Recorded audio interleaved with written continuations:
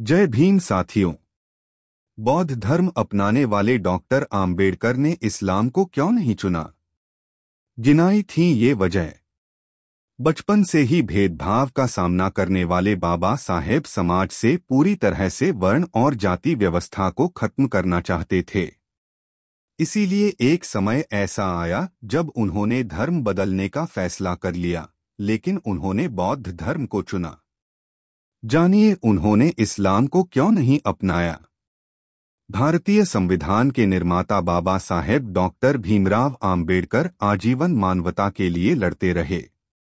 समाज में व्याप्त भेदभाव को खत्म करने और कमजोरों, मजदूरों और महिलाओं को सशक्त बनाने के लिए लंबी लड़ाई लड़ते रहे। निचले तबके के लोगों को समानता का अधिकार दिलाने के लिए वह अपना सब कुछ समर्पित करते रहे। बचपन से ही भेदभाव का सामना करने वाले बाबा साहेब तो समाज से पूरी तरह से वर्ण और जाति व्यवस्था को खत्म करना चाहते थे। इसीलिए एक समय ऐसा आया जब उन्होंने धर्म बदलने का फैसला कर लिया।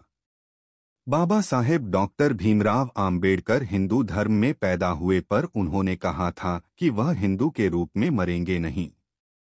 इसलिए उन्होंने बौद्ध धर्म अपना लिया था। हर 14 अप्रैल को उनकी जयंती मनाई जाती है। इसी बहाने आइए जान लेते हैं कि उन्होंने हिंदू धर्म छोड़कर बौद्ध धर्म ही क्यों अपनाया। उन्होंने इस्लाम क्यों नहीं अपनाया? बाबा साहेब डॉक्टर भीमराव आम्बेडकर का जन्म 14 अप्रैल 1891 को अपने माता पिता की 14वीं संतान के रूप में हुआ था। उनके पिता रामजी मालोजी सकपाल अंग्रेजों की सेना में सूबेदार थे। वह कबीर के अनुयायी भी थे। डॉक्टर आम्बेडकर केवल 2 साल के थे तभी उनके पिता रिटायर हो गए।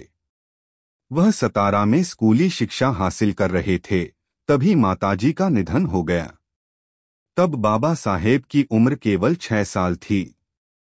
इसके बाद उनकी चाची ने देखभाल की, बाद में अपनी शिक्षा पूरी करने के लिए वह बम्बई, अब मुंबई चले गए। वहां भी छुआछूत और भेदभाव ने उनका पीछा नहीं छोड़ा।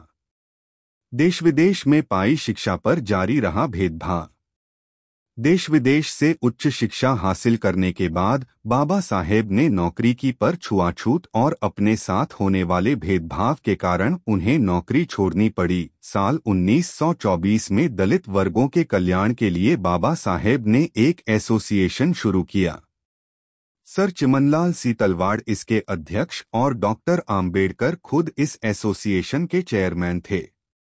इस एसोसिएशन का उद्देश्य शिक्षा का प्रचार प्रसार करना, आर्थिक स्थिति में सुधार और दलितों की शिकायतों की अगुवाई करना था। यही नहीं, साल 1927 में दलितों की समस्याओं को हल करने के लिए बहिष्कृत भारत समाचार पत्र भी शुरू किया गया। बाबा साहेब ने घोषणा की थी कि मैं हिंदू धर्म में पैदा हुआ, लेकिन हिंदू के रूप में मरूंगा नहीं। 1935 में घोषणा कर सबको चौंकाया। इन सबसे बीच बाबा साहेब छुआछूत, भेदभाव और जाति व्यवस्था से काफी दुखी रहते थे।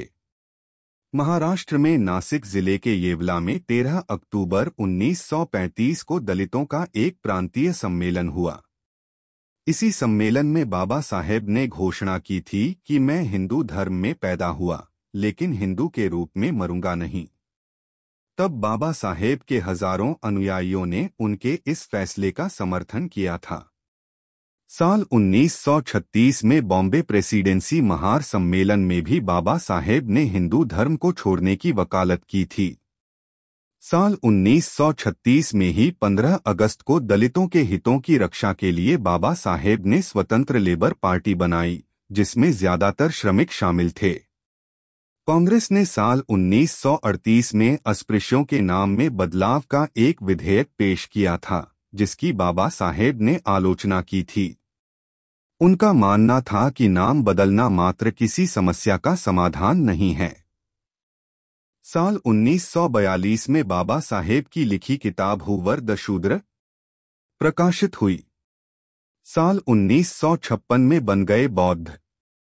इस बीच वह केंद्र सरकार में मंत्री रहे और तमाम अन्य सम्मान और उपाधियों से सम्मानित किए गए, पर जाति प्रथा का दंश बचपन से झेल रहे बाबा साहेब ने 14 अक्टूबर 1956 को अपने 3.65 लाख अनुयायियों के साथ हिंदू छोड़कर बौद्ध धर्म अपना लिया था।